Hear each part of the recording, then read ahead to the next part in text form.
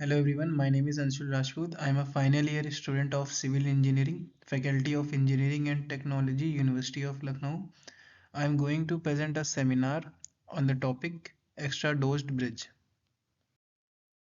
So here are the table of contents, starting with introduction, followed by why extra dosed bridge, comparison with other bridges, structural behavior of extra dosed bridge, components of extra dosed bridge, objective, challenges and concerns, case studies, conclusions.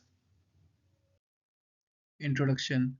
Extra dosed bridges are the hybrid concept combining features of the pre-stressed girder bridges and cable stayed bridges. Mathivat, a French engineer in 1988, first proposed the concept of extra dosed bridge. The Odawara Blueway Bridge in Japan is considered the world's first extra dose bridge. Extra dose bridges offer advantageous structure functions, economic benefit. Over 60 extra dose bridges have been constructed in 26 countries worldwide. Japan is a leader with 29 extra dose bridges.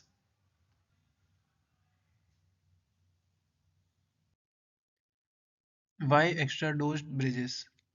It uses conventional anchorages, eliminating the need of expensive anchorages with high fatigue strength, as seen in cable stayed bridges. Extra dose bridges cable are less sensitive to vibration and do not require restressing during construction. A stiff deck allows the structure to be continuous over multiple span and appropriate for rail loading. Girder depth advantage. Girder depth range from 2 to 4 meters, making it more favorable for construction. Better constructability is achieved for post-tensioning, reinforcing steel, and concrete placement. The presence of lower towers creates an symbolic aspect distinguishing it from conventional girder bridges. So here is a table showing comparison with other bridges. Structural behavior of extra dose bridge. Extra dose bridge combines the features of cable stayed bridges and girder bridges, creating an intermediate structural design. The bridge deck undergoes both internal pre-stressing and external pre-stressing using cables. This dual pre-stressing enhances the cable's stiffness and load-bearing capacity. Extra dose bridges typically have lower tower height compared to cable stayed bridges. This results in flatter cable angles, reducing the axial load in the deck and altering the force at the cable anchorages. Extra dose bridges distribute their load with only 20 to 50% reliance on the cable, with the remaining portion supported by the stiffer girder. Components of extra dosed bridge. Main girder. The primary load-bearing element running along the length of the bridge cables supports the bridge deck and distributes the load. Towers. Vertical structures supporting the cables and connecting them to the foundation. Foundations support the entire bridge structure. Bridge deck. Surface for vehicles movement. Expansion joints. Allows bridge expansion and contraction. Piers. Piers are vertical supports that bears the load of the bridge and transfer it to the foundation. Design of extra dosed bridge. There are two design approaches for extra dosed bridge. First, stiff deck design. Achieve adequate stiffness arrangement among deck cable and substructure.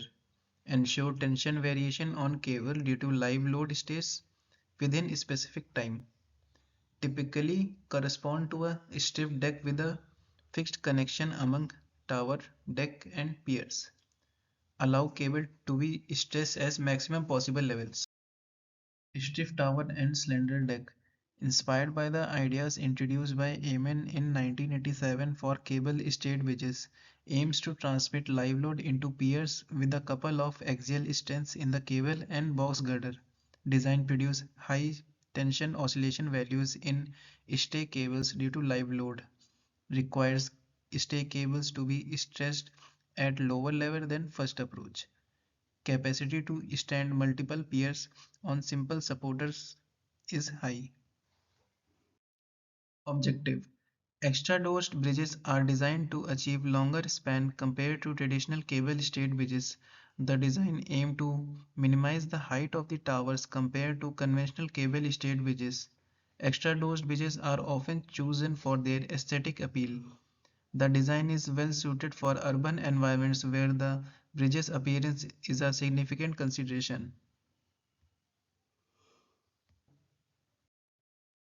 Challenges and concerns. The design of extra-dosed bridges involve complex engineering considerations to balance aesthetic, functionality, and structural integrity. Like other cable-supported bridges type, extra-dosed bridges may be susceptible to wind-induced vibrations. The maintenance of extra-dosed bridges may be challenging due to complex run nature of the design.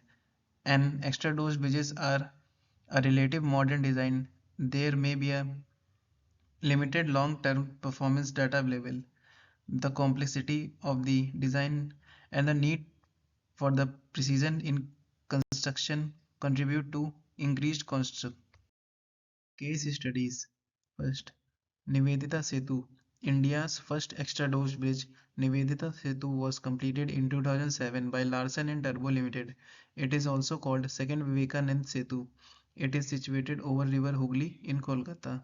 It is 880-meter long, 29-meter wide, with a span of 110 meter. Construction cost is rupees 650 crores. Second, North Arm Bridge. The North Arm Bridge is a transit pedestrian bridge over the Fraser River in Canada. The bridge went into service on August 17, 2009. It is 562 meter long, height is 47 meter, with a span of 180 meter. Construction cost is $10 million. Third, Earthquake Memorial Bridge.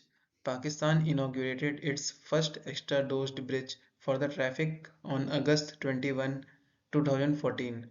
It is in Muzaffarabad city, connecting Naluchi and Chattar on the bank of Jhelum River. It is 474 meter long, 15 meter wide, with a span of 123 meter.